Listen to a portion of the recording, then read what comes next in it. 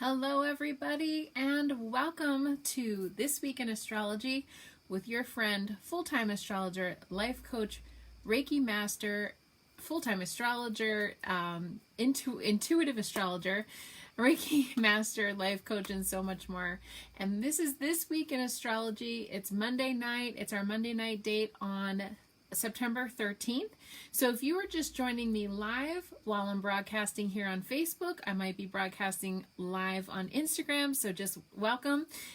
Or you might be watching the pre-recorded version on Facebook. So welcome, you can watch on Facebook, Instagram. You can watch the pre-recorded anytime, or on YouTube, which is where I love posting these.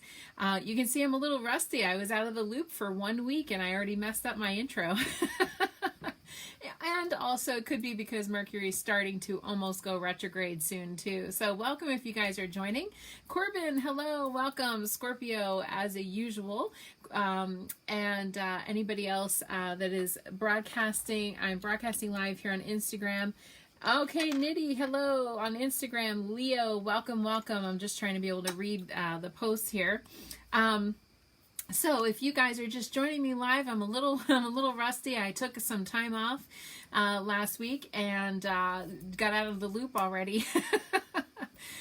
So welcome. So we are going to be going over a lot. There's kind of a lot going on this week in astrology, and so I'm going to be talking about some stuff.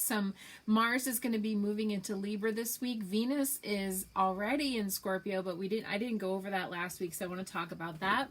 And then we have the quarter moon tonight at 4:39 p.m. on Monday here. So there's a lot to go over. I'm just kind of waiting until some people are joining live. Welcome. Jane Moonwolf. Yay, you're back. Hope you had a restful vacation. Yes, I did. Thank you so much. It took a little time off. It was much needed time. Thank you. Andrea, yay.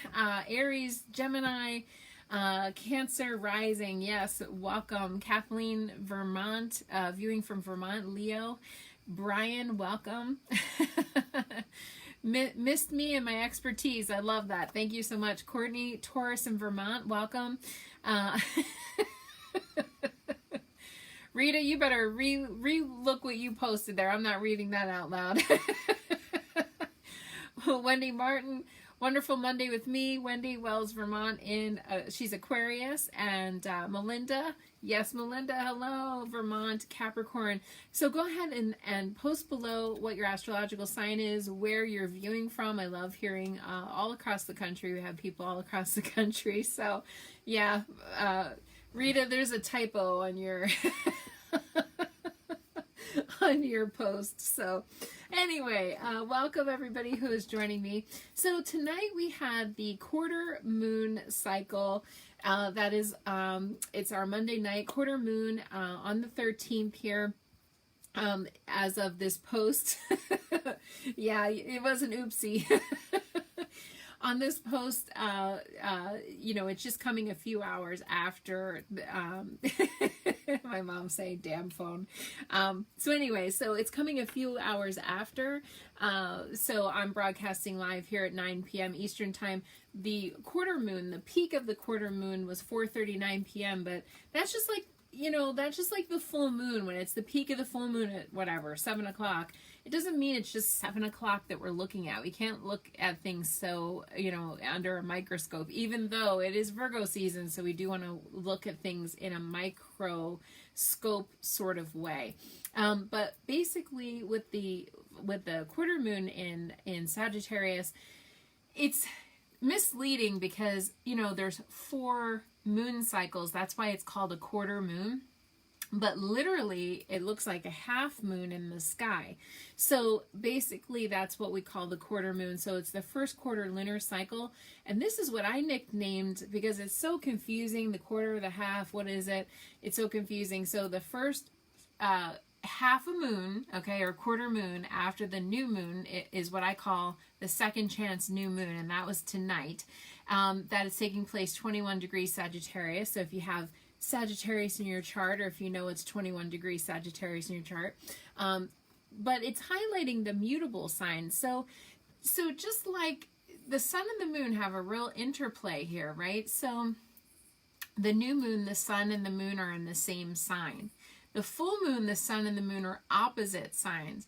During the quarter moons or half moons, they're basically in they're squaring, okay, each other. The sun and moon are squaring each other. So today the sun in Virgo squared the moon in Sagittarius, and that's what we call the second chance new moon. So quarter moons, otherwise known as a half moon, basically really are a time of like a reevaluation, because it's a square, and squares in astrology are not as like I don't know, easygoing. Okay, they're a little more contentious. Think squaring off. Okay, so they're squaring off with each other. So they're all mutable signs. So basically the sun is in Virgo, that's a mutable sign. The moon is in Sagittarius, that's a mutable sign. So all the mutable signs are activated during, or the two mutable signs are activated. But also this particular quarter moon, and the reason why I'm talking about this is because both of them, the sun and the moon, tomorrow, well, today and tomorrow, are really opposing, well, the sun's opposing Neptune. So basically they're locked in what's called a cardinal T-square with Neptune. Okay, so basically it's Sagittarius, okay, moon, sun is Virgo, and then we have Neptune and Pisces. So those three are basically locked in what's called a T-square, and T-squares are actually very sort of more contentious, okay, because tomorrow, like I said, the height of it, 5:21 a.m. Eastern time, tomorrow, sun and Neptune are going to oppose each other, and that's basically what's being activated by the moon tonight. So even though these quarter moons are, and the second chance new moon is not necessarily bad, it's not necessarily great either, and especially when it's locking in with Neptune like it is, it's causing fogginess, cloudiness, fuzziness. As you can tell from my intro, I wasn't really I was a little out of my groove there for a minute, and that's okay. That's kind of what Neptune does to us. We feel a little out of it. So it's going to happen if you're out on the West Coast, Pacific Standard Time. The sun is opposing Neptune around 3:21 a.m. On the East Coast here, it's 5:21 a.m. So tonight, going into tomorrow, we're feeling a little cloudy, foggy, fuzzy. Neptune always has that like weird feeling of like, what am I doing? Where am I going? How did I get here? Like it's like that kind of, you know, that's why Neptune is associated with meditation and prayer and sleeping and, you know, all that kind of stuff is really Neptunian. Dreams, you know, dreaming at night is very Neptunian. It's also, unfortunately, addiction, you know, so drugs, alcohol, or really anything like gambling, sex, food, any of that stuff can be very kind of disorienting to the brain because we're having all of those chemical responses in the brain. Wendy just said phew, and I thought it was my Lyme disease acting up, right? So yeah, if you have a TBI, you have Lyme disease, you have some kind of thing, it's not you, it's Neptune. Neptune is going a little wonky right now. So whenever Neptune is activated, whenever I talk about Neptune, just know that it's like, oh, it's that. It's like, because it can feel very disorienting sometimes. Oh, hi, Marianne. How are you? I have lots of sentimental feelings right now is what she said. Yeah. So, and Neptune is retrograde and Neptune is in Pisces.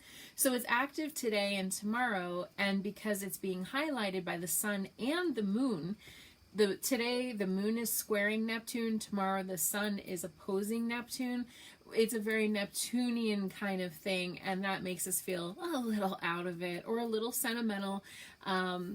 Monimo14 on Instagram said, so sentimental, exclamation point, exclamation point. Yeah, I mean, it's really, really like that. It can be very disorienting a little bit and just kind of wonky. You know, it's like that. Uh-oh, somebody said they tripped going down the stairs. I can't see the whole thing.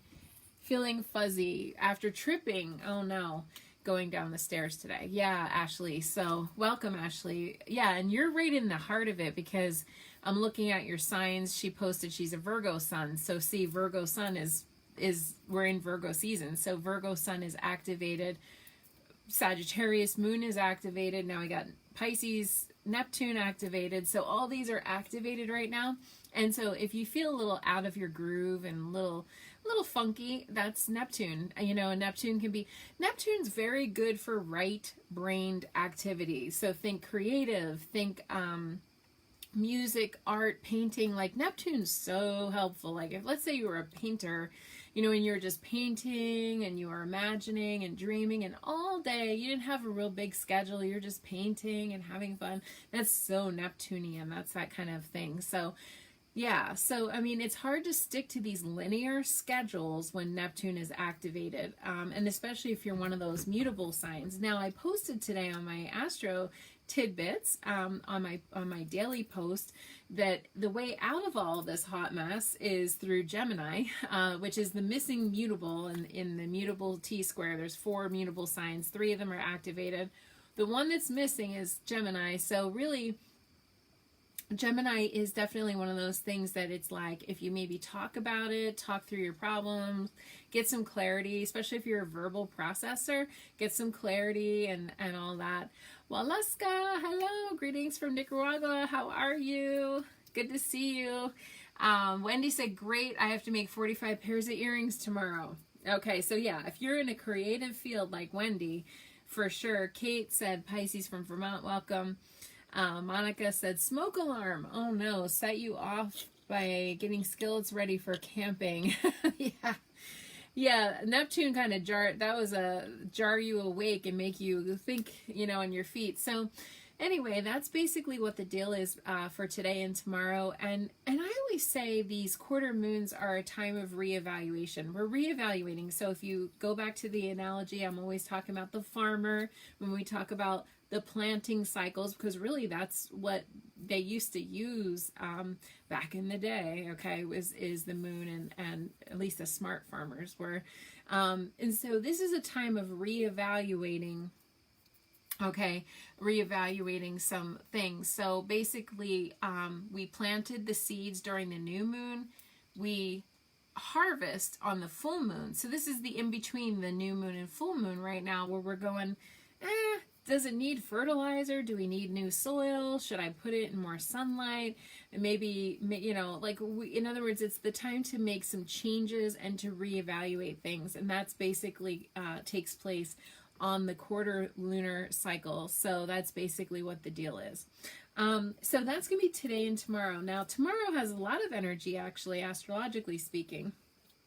So not only does the Sun oppose Neptune tomorrow, which is going to be activated, but also Mars is going to be moving into Libra, and that's 8:14 p.m. Eastern time. So earlier than that on the West Coast at 5:14 p.m. Eastern Pacific Standard Time, and that's going to be Mars moving into Libra. And so that's going to start a whole new Mars thing. And so what happened last week, and I apologize, I missed last week's video. I was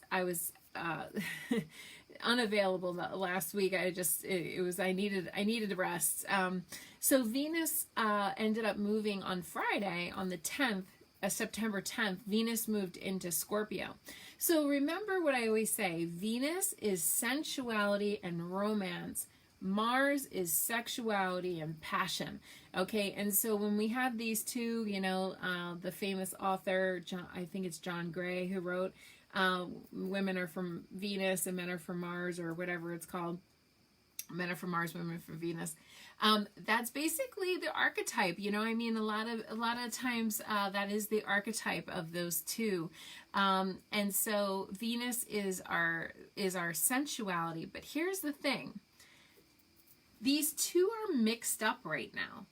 So, like, it's kind of like a crisscross applesauce, only not in a good way. Okay, so I'll explain. So Venus, which is sensuality, softness, the archetypally like more feminine energy. She was Aphrodite in the Greek mythology. Okay, but Scorpio, she went into Scorpio, which is ruled more by Mars.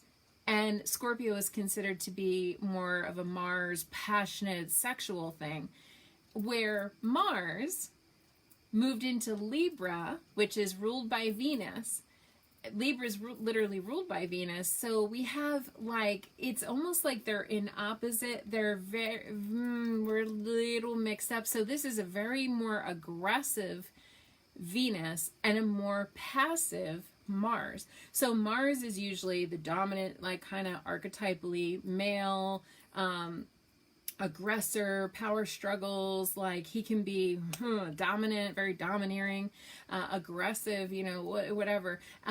Mars is like our action, but he's in soft, sensual Libra, which is ruled by Venus. And so that kind of is weird. These two are kind of weird. And so our love lives definitely are going to get a boost, and it's definitely going to pick up things in our love life, okay, because these two are basically factors and components of love, okay, and whenever I look in somebody's chart, I look to see who's Venus. Venus is somebody that, how you express your love. And then who's Mars? Well, that's how you express yourself sexually. And so when we look at these two, they're kind of like a little bit missed up. I don't know, they're kind of in weird placements. It's almost like the left foot is in the right shoe and the right shoe is in the left foot. It's like kind of weird. But we will still get activation. We will get a lot of activation. Wendy said, oh shoot, I'm supposed to meet a new gentleman soon. Uh-oh. Oh no, Corbin. I'm so sorry. I had a terrible accident Saturday. Whole week of unhappy events. None were connected to each other. Oh, I'm so sorry, Corbin. Well, I hope you feel better. And somebody else said something about Saturday, which I can mention, you know, a lot of times in the beginning of these videos, I go back and I look and I tell you kind of like, how did you feel and how did you feel? But I didn't do my video last week. So on Saturday, there was an alignment. It was considered to be a minor alignment between Jupiter and Pluto. But whenever Jupiter and Pluto get together, it's not like great, you know what I mean? Like, because remember, Jupiter makes Pluto even bigger, and we don't want Pluto to be bigger. It's like the hornet's nest all of a sudden just grew 3 sizes that day. You know, it's like we don't want Pluto to be bigger. And so it was dark. This weekend had some darker energies associated with it.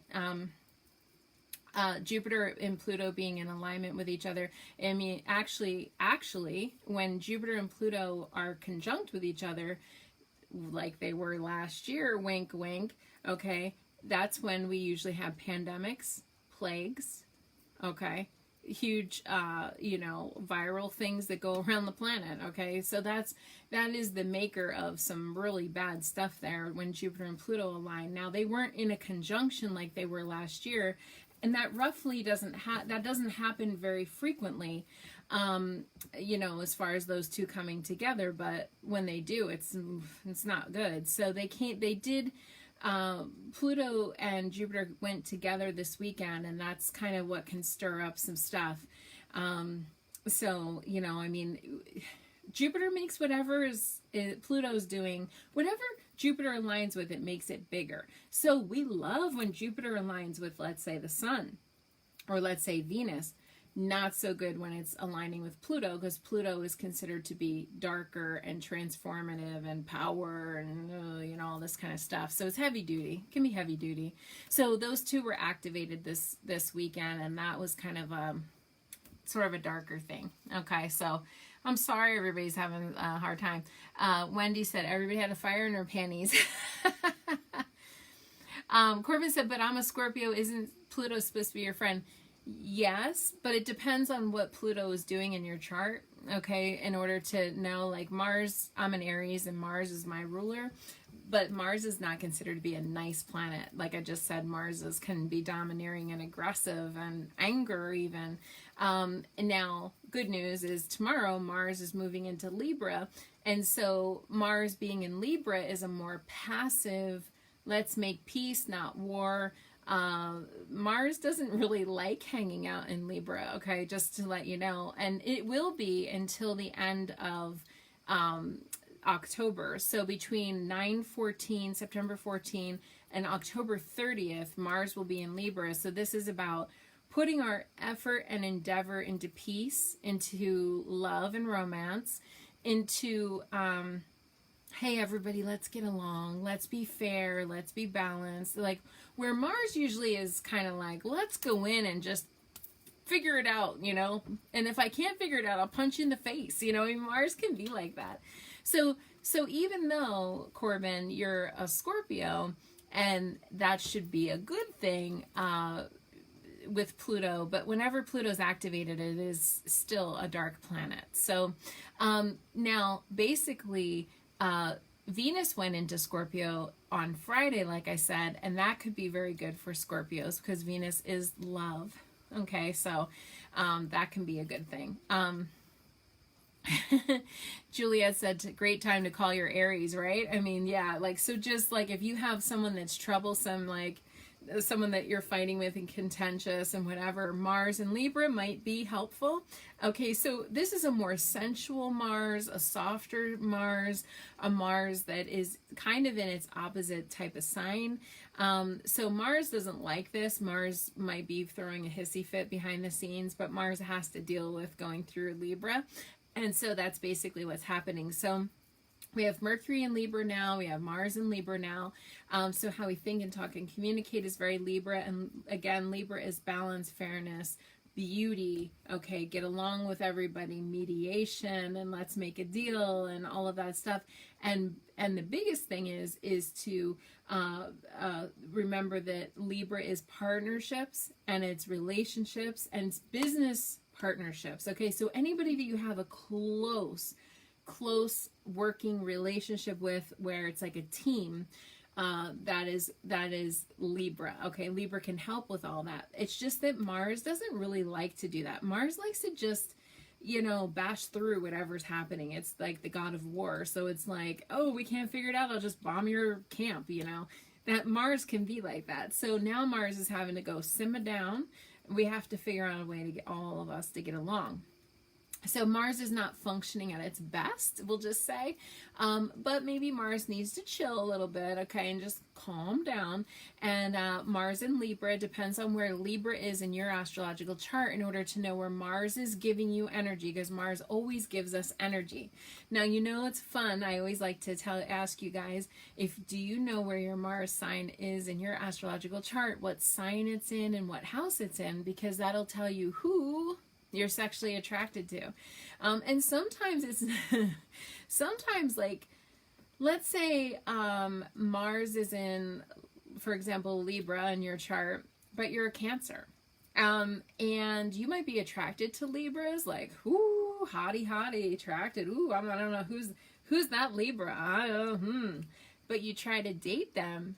Well, Cancer and Libra don't really get along too well. So sometimes the person, for example, if you have that going on in your chart, who your raw primal sexual attraction isn't totally getting along with all the rest of your signs. And then that's one of those things where it ends up being a fling, or friends with benefits, or some kind of like it, or it fizzles out really fast. It's very heavy sexual, but then it fizzles out. It's because your Mars and, you know, some other signs that you have in your chart maybe don't really all get along, and then who you're attracted to might even be a toxic thing, you know, because, you know, you're sexually attracted to them, but there might not be a great sign for you.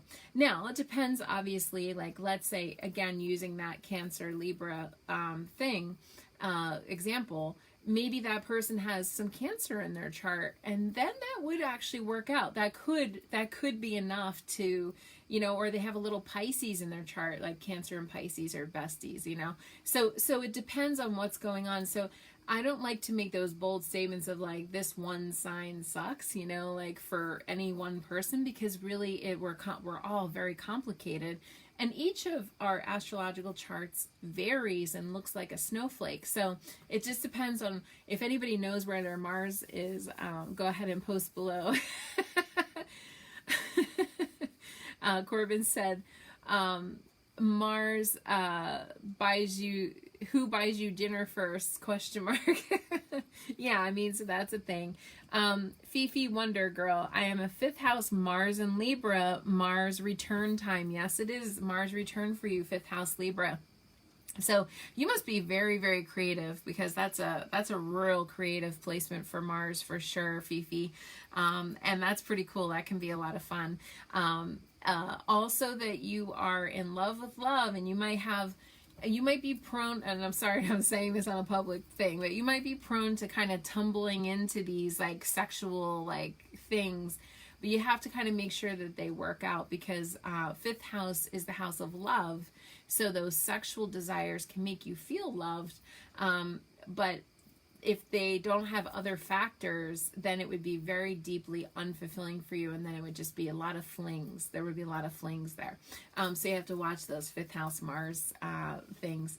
Almir said Mars and Scorpio. Woo, that's intense. Yeah, you're going to be going into Scorpio next month on Halloween. Very fitting, huh? Mars and Scorpio. It will be well, technically it's the 30th, but close enough to Halloween. Mars will be going into Scorpio. Almir. Phoebe Wonders Girl said, I'm spilling their tea. Sorry, girl. Corbin, Mars and Leo. Okay, Mars in the 10th house for you. Okay, so that's really top of the career there for you. Mars and Leo, top of the career. So yeah, that could be literally an attraction to Leos. You know, I mean, that's a thing.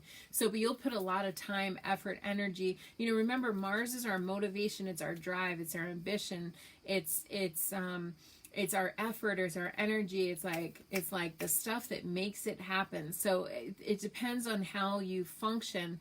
But Mars and Leo is #boss. Okay. So you would definitely be very giving a lot of time and effort and energy in your career for the 10th house. And for sure with Leo likes to be the boss, or likes to be an entrepreneur, likes to be the head of, or in front of, or in charge of, you know, I mean, that's Leo. Leo likes to be right out in public there. Monica, Mars and Sagittarius. Yeah, I mean, so you would like adventure, you'd like travel, and functioning like a Sagittarius, which I happen to know you, and, you know, I definitely can see that for sure, because you're very expansive minded. You know, you like academia, you like studies, you know, you like all that stuff. Wendy said Mars in your 3rd house. Nice. So Wendy, that Mars is very talkative and communicative. Not sure what sign it's in, but unless, I don't know if you said that. Oh, Lauren, yeah, Mars in 10th house in Leo also. There you go. Almir said bow chicka bow wow for Mars and Scorpio, that's for sure. Yeah, so I mean, it's one of those things. It's definitely a fun thing to look at your Mars and see how you operate in the world. So that's going to be in the lens for all of us collectively in Libra, and we're all going to be having to figure out that Mars and Libra. So if you live full time with Mars and Libra, that's great. That'll be your Mars return, just like our friend Fifi Wonder Girl here on Instagram. That'll be a Mars return, and that's extra energy, extra oomph, extra whatever. But if it's opposing some planets, like if you have any planets in Aries, Libra opposes Aries, and that might be a little bit more trying or annoying. And then also with Venus in Scorpio. Venus in Scorpio is, like I said, a very sexual Venus. You know, she's not usually that aggressive. Venus is not usually that aggressive. Venus is, you know, love and sensuality and take your time. And this is one that's like a little bit more, we'll just say risque, like it might involve some handcuffs and I don't know. Venus in Scorpio is a little more raunchy than the usual Venus. And it's also our being drawn to beauty, and it's also, so we might be a little bit drawn to more darker clothing and, you know, darker artwork, and even getting into like I said, Halloween season, where, I mean, we're pretty early for that still, but even so, we might be drawn or attracted to that darker stuff. You know, Venus in Scorpio can be a little darker. Having said that, Venus is not afraid of having a little extra passion and being a little bit more aggressive. And so that can be Venus in Scorpio. So So these two are kind of crisscrossed applesauce. They're each kind of in odd, kind of pattern here, but this is just how it is. So we might find, and I'm speaking very archetypally because this is the straight, the same for straight, gay, bisexual, non-binary relationships. Okay, it doesn't matter.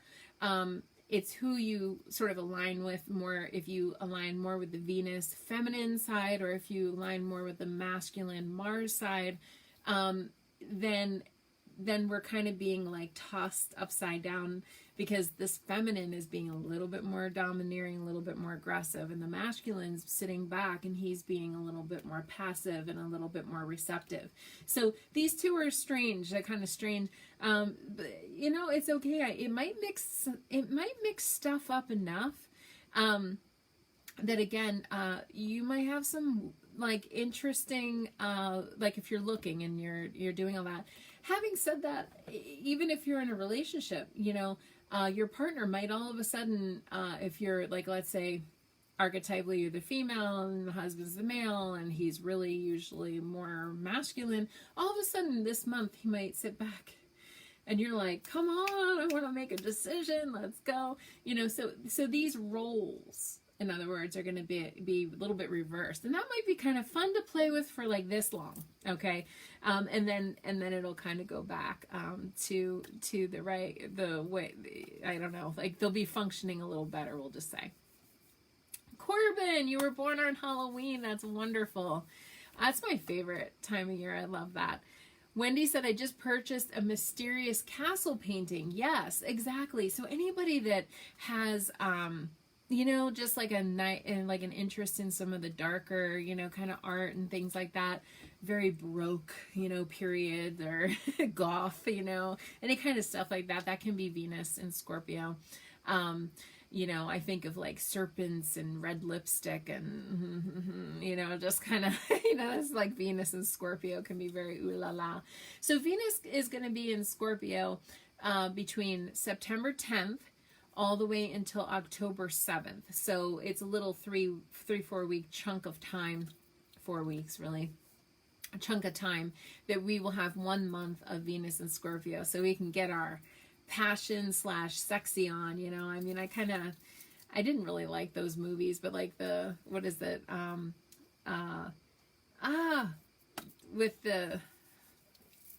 just totally lost it. It's not 50 First Dates, 50 Shades of Grey. Thank you. I feel like Venus and Scorpio is 50 Shades of Grey for sure. I would love to look up the author's astrological. I should look at that. That could be very much about that. But Mars in Libra wants soft and gentle and beautiful flower petals and Renaissance period, very romantic and poetry and sing me a song and write me a sonnet and oh my gosh, so these are all kind of mixed up right now, these guys. So, but again, this can really stir up our love lives if you are looking for that department. Now, in a non-love focused way, because not everybody out there is looking for love or has any interest in being in a relationship. By the way, and this would also affect your love life, not only if you're single, but also married or in a partnership. But let's say we're looking at non-love stuff. So Venus is money, honey. Mars is again our action, and like how we're motivated and our drive and our ambition.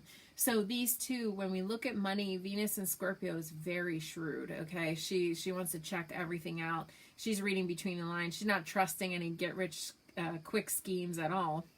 Venus and Scorpio is very intuitive, very shrewd, and wants to take a deep dive, wants to psychoanalyze the whole situation there. Okay, that's Venus and Scorpio. Venus and Scorpio can be quite possessive, and it's weird. Every long-term relationship I've ever had, the person had Venus in Scorpio. Every long-term one I've had. So I have a lot of innate internal knowledge here of Venus and Scorpio.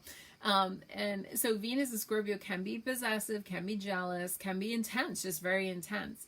But also Mars in Libra is our action, like I said, our drive and our motivation. So if we want to get, kind of, have better relations and be a little bit more peaceful, there's that. But that Venus and Scorpio can be biting a little bit. So we have to watch that. Oh, you guys are talking to each other. This is that's so much fun. Lauren said, I'm looking for money in a new job. There you go. Do it. Do it.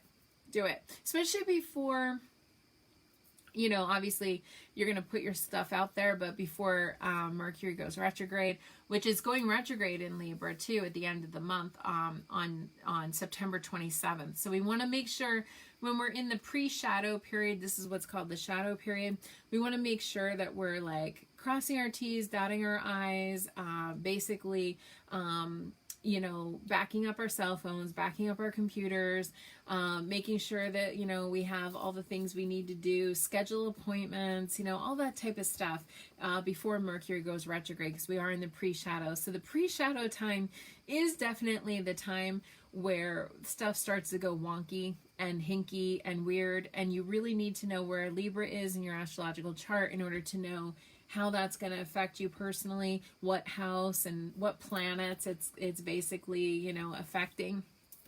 That's going to be Mercury in Libra. So Mercury is going to be in Libra for a long time this time. So we're going to get deep dive into that Libra zone. And like I said, Libra is fun. It's just if you're one of the cardinal signs, Libra is going to activate the cardinal nature because Libra is cardinal. So that means Libra and Aries. Aries is opposing Libra. So if you are an Aries, you might feel that one might be tested more than other signs. And if you're Cancer or Capricorn, those are cardinal signs. And so they will all activate each other. Now with Scorpio, Venus being in Scorpio, Venus opposes Taurus. So if you are a Taurus, Venus is Scorpio.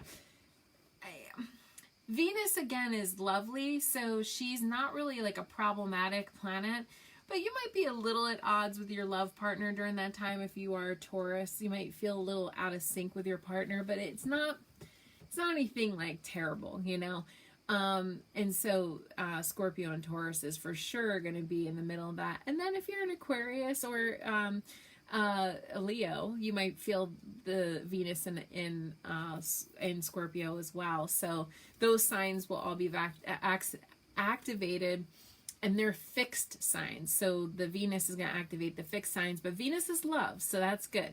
Mars is more contentious.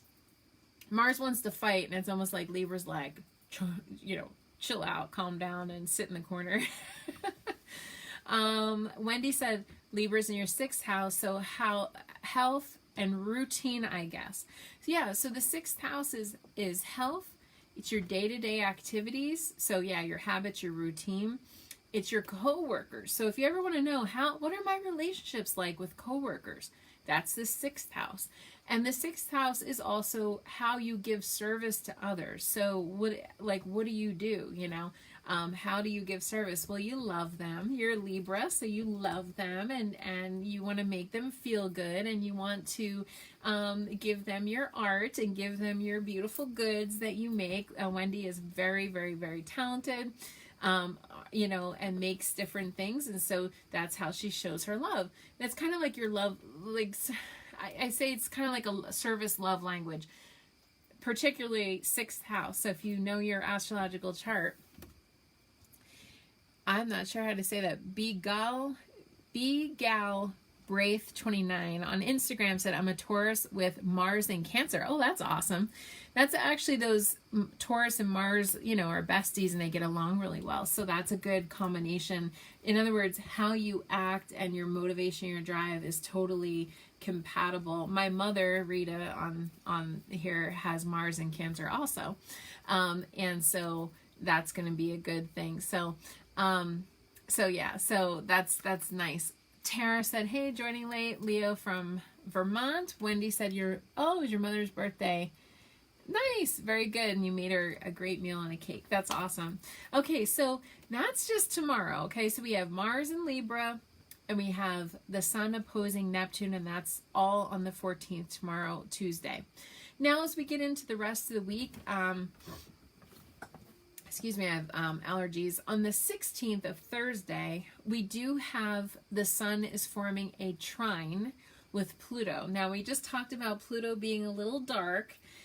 Sun trining Pluto at almost 10 p.m. at night, 9:53 p.m. Eastern time, so 6:53 if you're on the West Coast. On the 16th, Mars forms a trine with Pluto.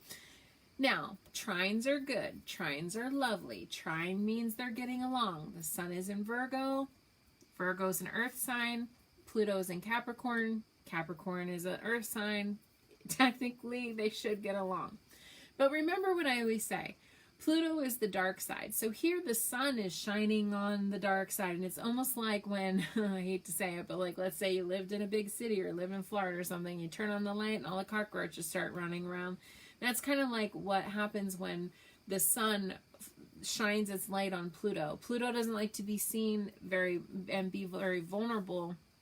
It's almost like when Pluto hides, it hides in the dark, scary crevices, you know. And so basically when the sun flips the light on to Pluto, it's never quite comfortable for Pluto because that's not where Pluto lives. Pluto lives in the darker, you know, things.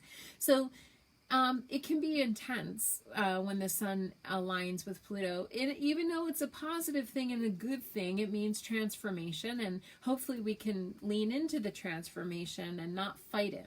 But it can be vulnerable to be seen that clearly. You know, when the sun shines on Pluto, it's like, ooh, you know, I didn't want to know all that. It's like secrets and hidden taboo things being revealed. That's very Plutonic, okay? And so that can be a little bit like, I didn't want to know all that. You know, it's like, geez, you know, you look out the window and suddenly you see your neighbor naked or something. That's like kind of a sun trine Pluto kind of a thing. And like, I didn't want to see that. You know, it's like, oh, you know, and so that's something. So it can be powerful, it can be transformative, it can be a little vulnerable, and exposing feeling, but sometimes it sheds, Almir put it well, shedding light into darkness, exposing our shadow self. Yeah, so if we don't like our shadow self, I mean, sometimes our shadow self is badass and we're okay with it, but shadow self, you know, if you look at Carl Jung and the shadow self, okay, it's very often a piece of us that we don't totally love. You know, there's a reason why we leave those skeletons in the closet, you know. That's very Pluto, you know, the skeletons in the closet are very Pluto, or secret fears or hidden triggers. I mean, you know, that's very Pluto.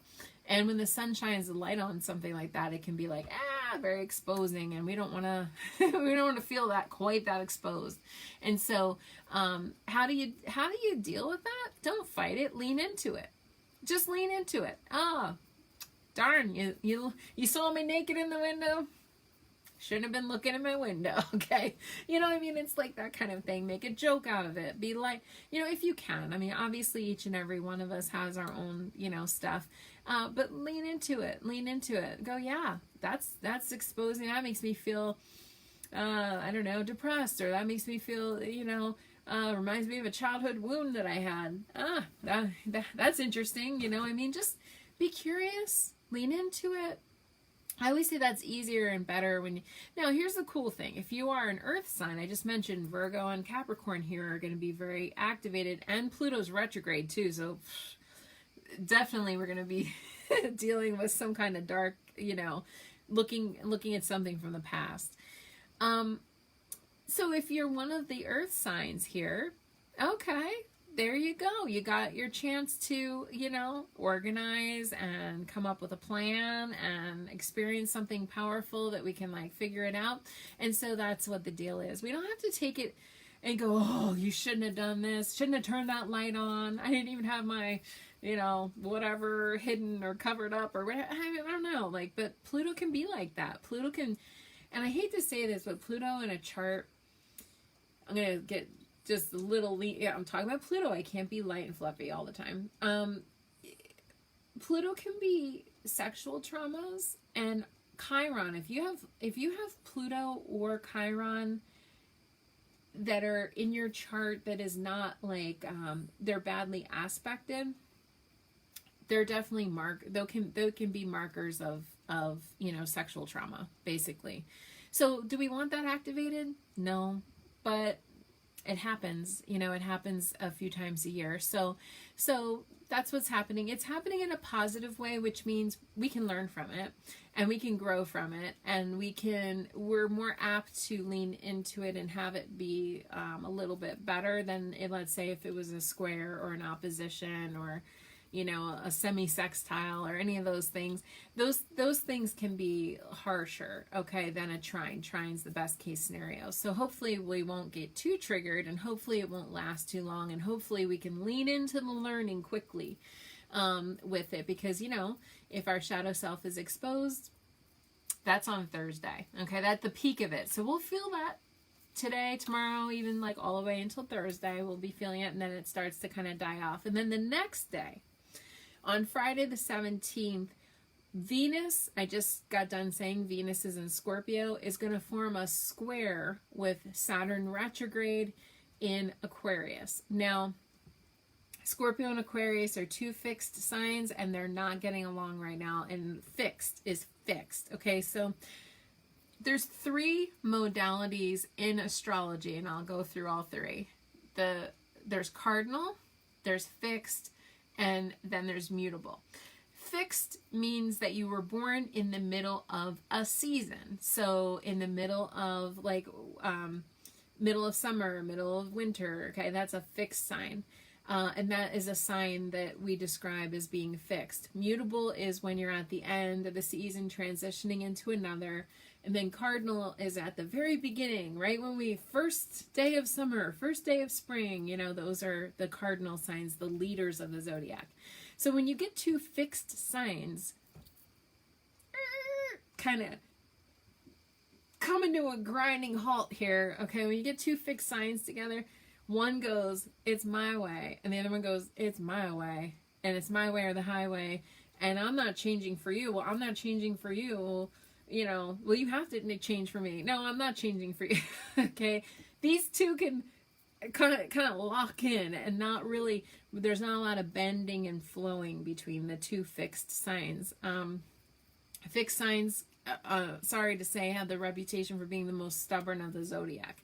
And so here we have Scorpio and we have Aquarius, but we also can include Taurus and Leo in that conversation because they're fixed signs as well. But Friday specifically, we have Scorpio and Aquarius activated. Venus is squaring Saturn. So I'm just going to give you a heads up. Now that's going to be overnight on Thursday into Friday. So it's 2:15 a.m. Eastern time, early Friday morning. So what I would say is, so if you're hearing what I'm saying, what I'm laying down here, is that Thursday we got Sun forming a trine with Pluto, and then overnight Venus forming a square with Saturn. This is problems in the love life. Okay, I'm just saying. Venus is either problems in the love life or problems with finances. Because Saturn is teaching us some kind of life lesson here, and Saturn's like, makes us feel lonely and isolated and alone and alone and alone. And so this is like, my boo didn't call me back today, and you know, I just wanted to spend time with my honey, and they went away, and they're not texting, or they're not calling, and they're busy with work, or maybe they're seeing somebody else, and maybe I'm a little suspicious, and maybe I'm a little jealous. So you hear what I'm laying down. So Thursday into Friday is real hinky, okay? And we can just feel alone, okay? When Venus squares Saturn, we can feel alone.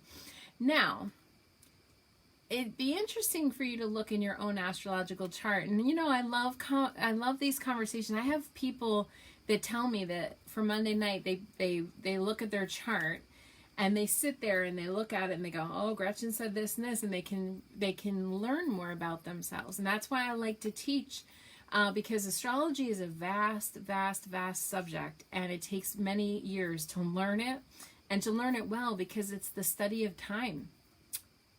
I mean, you can study time for forever, you know, I mean, it's the study of time. So, I mean, it's really complicated. So that's why I like to kind of teach as I go. If in your own birth chart, if you see that you have Venus touching Saturn in any way, shape, or form, whether it's a trine, square, opposition, conjunction, there's usually problems in the love life. I'm just going to say that. That can be a teller, okay, of delay in marriage, or you can't ever seem to get, settled in, or you can't have long term. I'm just going to be honest with you. I have this in my natal birth chart. Okay, Venus square Saturn. I have this in my natal birth chart. I was born with it there. It's there full time, whether I like it or not. It just stays with me my whole life. And so it's something that's part of my personal lesson in life. And if you guys have any connection with Venus and Saturn at all, doesn't matter what sign, doesn't matter what house, if it's trine Saturn, if it's square Saturn, if it's opposing Saturn, or if it's conjunct Saturn, because Saturn's belief is everything has to be hard. So when you're born with this full time, it means that you have an internal unconscious belief that love has to be hard, love has to be complicated, love has to be ridiculously long term, okay? I mean, it can be something that's really like an ongoing thing, and people who have Venus square Saturn, or Venus opposing Saturn, or Venus trine Saturn, it doesn't matter. Any connection to Saturn. Of course, trine is the easiest, but it's still hard because it's Saturn. Saturn's always hard. So Saturn can make your love life a little hard. So I just wanted to let you guys know, if you have any connection with Venus and Saturn, that can be a foreteller of problems in the love life, because it causes a distrust if it's too easy. So it's like you meet someone, you click, it's like, what's wrong with them? This is too easy, like, it has to be harder. What are they hiding? What's going on? Like, there has to be a thing. So I have done readings for years and years and years. Professionally, I've done readings for nearly almost 20 years now, but like beyond that, I've been doing readings for friends and family for decades, okay? And I will just tell you, I've been looking at this Saturn pattern with Venus, Saturn and Venus together, and when you have that built in your chart, it means your love life is not going to be what we call easy schmeezy, okay? I'm sorry to say, but it can be rough. So we want to make sure that we look at our own beliefs, okay? Like, usually that comes from some childhood thing where you think, okay, love's got to be hard, love's got to be complicated, love's got to be all this, but it's not. It doesn't have to be. It doesn't have to be, and you have to remind yourself that if it's easy, it's actually could be good, I always say this when I have people come to me and they go, well, I believe that love is hard, love has to be, I can't just, what do you mean he just likes me all of a sudden? Or what do you mean this woman just likes me out of nowhere? I'm like, but haven't you ever liked someone instantly?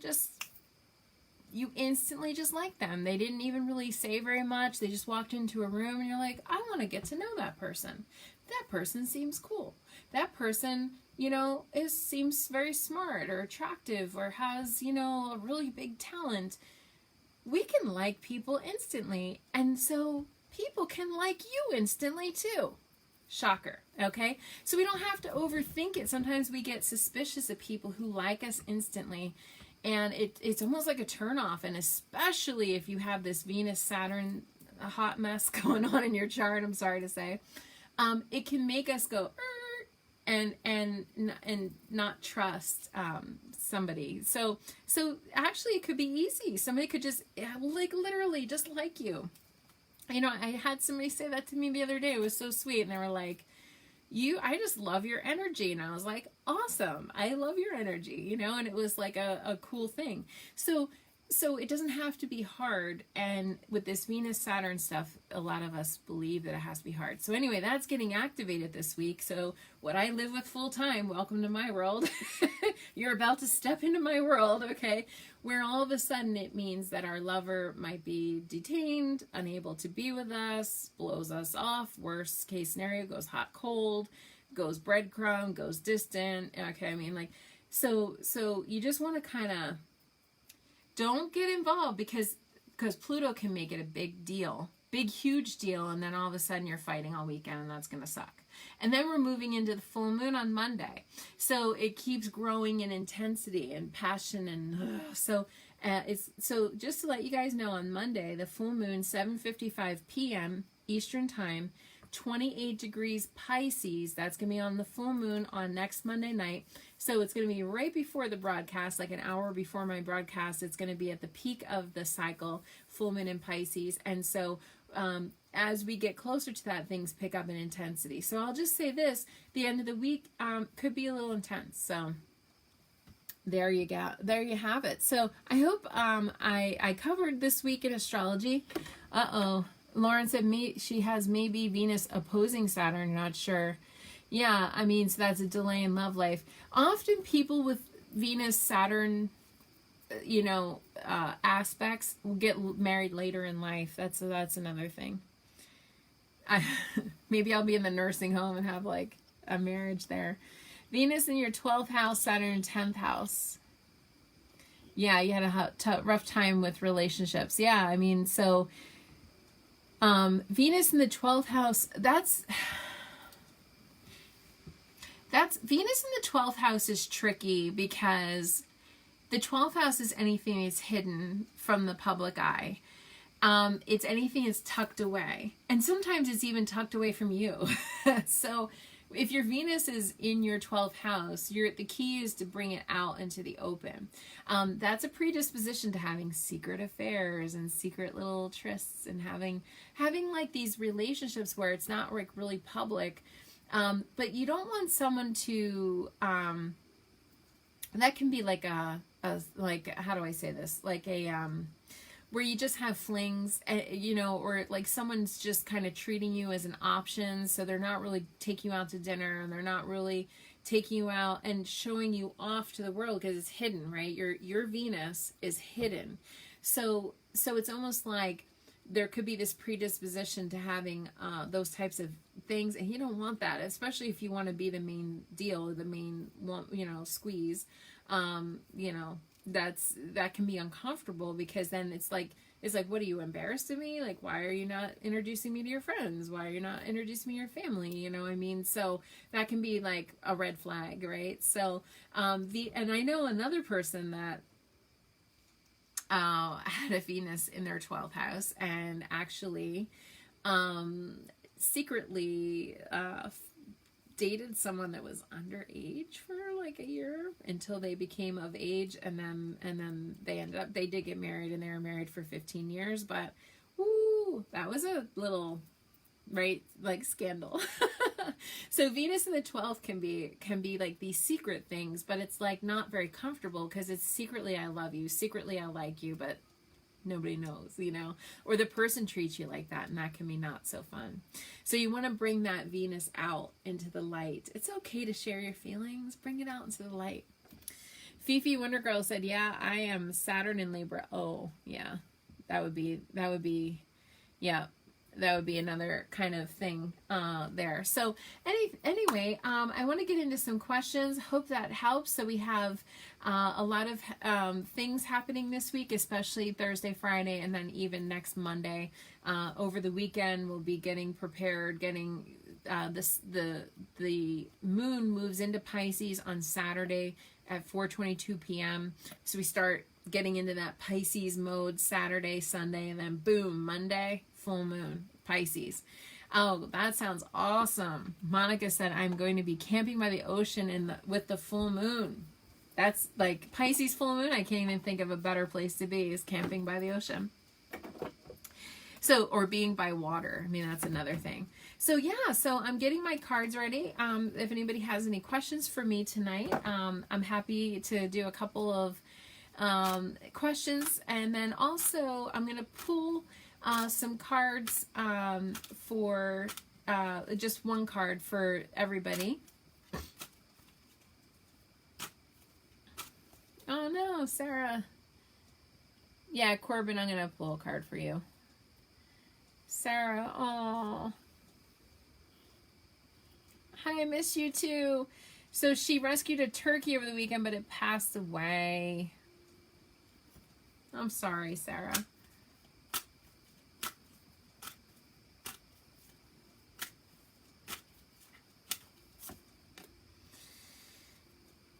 I really feel like there was not anything you could do. I almost get like, you know, you got to forgive and forget, like forgive yourself, because I almost feel like you're kind of like questioning if there was something you could have done, and you're like a little bit like, I should have done this or this, but I don't feel like, I feel like that turkey was okay, or is not okay when you got to it. So it was like, I just keep getting like, I don't know if it had a problem with its chest, respiratory or breathing or something, but it feels like it was not gonna make it, just to let you know. And yes, animals, they go right over to the Rainbow Bridge, the other side. Animals have very, very little, they're more simple. Their souls are more simple. And so it's not going to be not complicated. Oh, it had a broken spine. Yeah. Ooh. Yeah. Felt like it had like crushed ribs or something too. I'm just saying, I feel like it wasn't gonna make it. So there wasn't anything you could have done. And if anything, you helped it. You know, you really helped it. I'm just trying to read here. Corbin said, anything going on? Corbin, my goodness. Okay, let me look at your, let me just look at your cards really quickly. Hi everybody on Instagram, welcome. Nobody's posting anything there, so let me look. What's going on with Corbin? Corbin. Corbin, you know, you feel really, you feel very sore to me.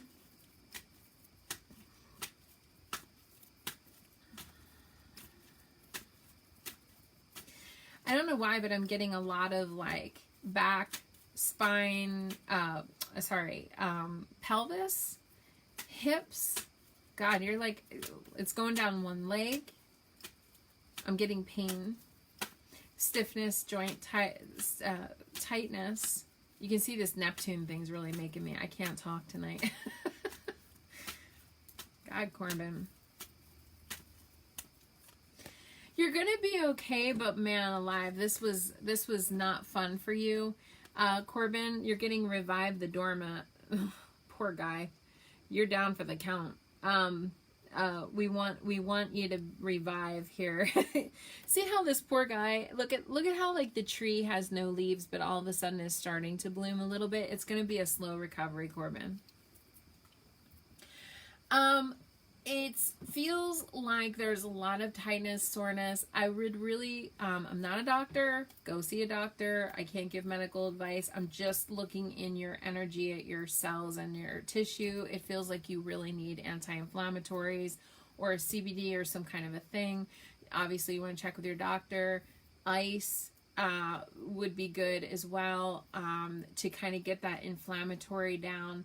Really, really, really gentle. Like, I'm almost afraid to say stretching, but like, I would definitely go to a PT or something, just because it just feels sore. It's going to take you a while. It's interesting because I pulled two cards here, and they're both, and by the way, if anybody is a Reiki person or anything, we want to send Corbin lots of peace, love, and light, lots of prayers, see the inflammation going down, see the trauma and the inflamed tissue kind of shrinking and going back to being normal, because it's really fired. It feels like it's really fired up. And so we'll work on you energetically, Corbin. So it's very interesting, because look at the cards, and they're two different decks. So see how there's a dead tree here, a beautiful new tree, a butterfly, a change, and metamorphosis, and then here you got this one that says revive the dormant. This is regeneration, change. But do you see how they're both like and then like new things? So it's gonna take a while, but both of these cards are indicating full recovery, but it's gonna take a long sort of time. So we're gonna send you lots of peace, love, and light, so that you guys can Corbin, you can heal up and get back to yourself. So this is indicating that you're gonna have recovery, so that's very good. It's just that recovery might take a while. So it's cool though. You got trees, two different cards with trees in it. So you got some tree magic going on as well, which trees are strong. I mean, that's powerful as well. So I hope that helps, Corbin. Yes, everybody's sending him lots of love. Peace, love, and light. Lots of Reiki. Yes, that's great. So we'll send you that as well. Hey, Krista, how are you on Instagram? You're the only one that spoke up. So yeah, I'll do one card for Krista, and then I'm going to pull the collective card for the week, so that we can do that. So I'm going to pull one collective card for the week. Hey, Annette. Oh my gosh, it's so funny, girl. I was just thinking about you today. Literally, Annette. It's so funny. Of course, you got the memo. Annette, this fell out, and I was saying hi to you. So I'm going to pull a card for Krista, but this fell out while I was saying hi to you, so I feel like it might be for you. But it's work with devotion, and it's a picture of angels. So you got to work with the light, you know. Yeah. I love you too. All right, so Krista, what do you need to know, Krista? What does Krista need to know? What's the most important thing? Well, it's interesting. The card work with devotion might have been for Annette and Krista, because you got a card that was very similar, Krista, that says have faith. So there's some fear energy in there's some fear. Okay, showing up in your energy field, and I feel like just fear, but also frustration. I kind of feel like a waving fist, like, oh, so that's like my symbol for being frustrated. I just feel like you've had a recent bout of some things like not totally going the right way or your way, but I feel like you have to it's almost like there's, I always say the hardest part of a race, let's say you're running a race, marathon or whatever, the hardest part is when you can see the finish line like 3 miles away, but you're not there yet. And I kind of feel like for you, you got to remember it's a marathon, it's not a sprint. And you've had some recent setbacks. I'm getting the number 3, so I don't know if it's like 3 setbacks or 3 things in your life that you've been very like annoyed with and frustrated. And so I feel like there's like just these different things. But I have to tell you, have faith card you're getting, and then you also got Star of Magi, and Star of Magi is such a beautiful card, because the Magi were that's so funny, 3 wise men, right? 3 wise men were the Magi, found baby Jesus through navigation of the stars, and it's like, as long as you follow your star, okay, you will reach your destination. And I feel like this means your goals will end up kind of working out, but you have to kind of follow through to the end, you know, and have faith and stick with it, because if you keep praying and you keep working with the light, sometimes when we get really, really bogged down and we get like, oh, it's never going to happen, this is never going to take place and stuff like that, and we start to, that actually energetically will delay our hopes, goals, and dreams. When we look at manifestation, you know, you manifest what you're thinking and your thoughts are. So you want to make sure you keep it more positive and be like, this is coming, it's going to be any day, it's going to free up, it's going to be whatever. So there's that. So I hope that helps, Krista. But I want you to just stick with it and work with faith and work with love and work with the light, and you know, you will have good results. So I hope that helps everybody. Yes, everybody, uplifting Corbin. I love this. So yeah, even if you're watching the pre-recorded, doesn't matter. You can just picture the word Corbin. He spells it with a Y, Corbyn, and you can just picture that, and peace, love, and light. And we can send him white light. Violet light is very healing as well. And so complete full recovery. Okay, perfect. I'm going to pull one card for the week. So just to recap, today on Monday, we had the quarter moon / half moon in Sagittarius, where we had to reevaluate something. It's a little hard to reevaluate things right now, because the next day on Tuesday, the sun's going to oppose Neptune. Mars also is moving into Libra to remind us that sometimes peace, love, light, and happiness and getting along and balance and fairness is probably better than fighting. Okay, that's what Mars is trying to tell us.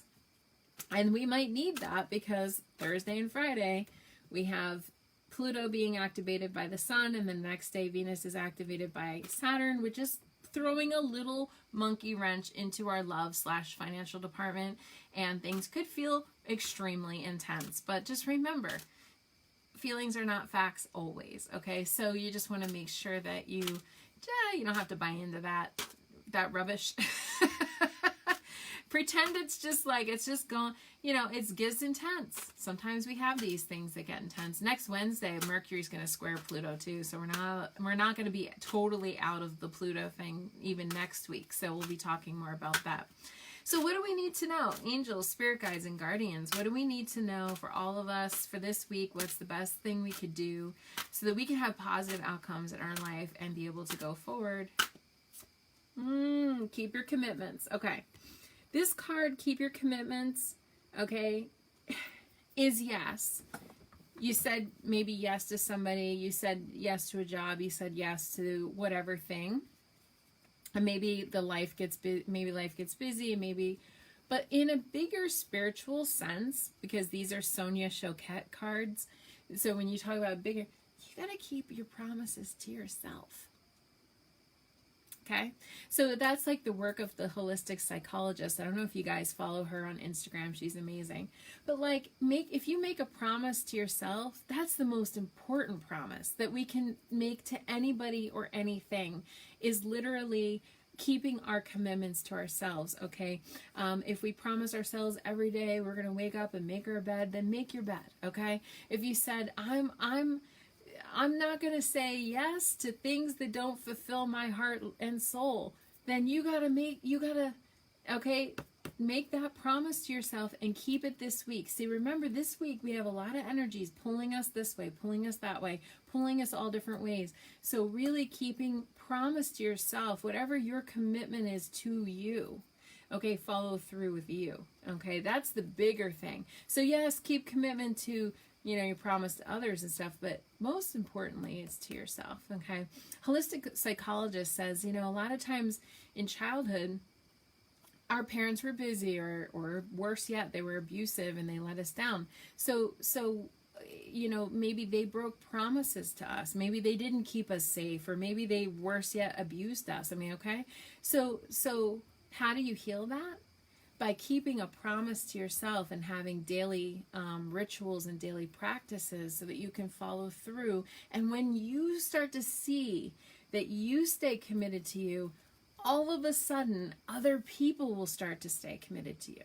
Okay, and then other people follow through with you, and like energy attracts like energy, and then it's like, yay, but it starts with you keeping a promise to yourself. So if you say, well, I'm not going to do that anymore, or I'm not going to eat chocolate cake, or I am going to eat chocolate, or whatever thing it is, okay, you got to keep that promise to you, because when you let you down, that's the biggest betrayal. It's not really when other people let us down, it's when we let ourselves down. That's when that's when it feels real bad. So this is saying, stay committed. Don't let all these external, it's easier said than done, especially when we get busy, but don't let all these external things pull you, okay? And stay committed to you. All right, lots of love and light to everybody, and you're welcome, Krista. I'm glad I was able to help. And so thank you so much, you guys, for sticking in there with me. And I'm sorry I took last week off, but it just kind of happened, and I just went with it. I stayed committed to myself. Okay, so that was last week for me. But so anyway, thank you so much, everybody. Lots of peace, love, and light. If you haven't yet subscribed to my YouTube channel, please do it, Gretchen Hidell, and also like and share these videos. I appreciate all of your lots of love and your subscribing and hanging out with me tonight. And if you want a personalized astrological session, I apologize. I've been a little backed up with getting back to people, but I promise it's not personal, and I will get back to you. So love you, mwah, and have a great night. Namaste, everybody.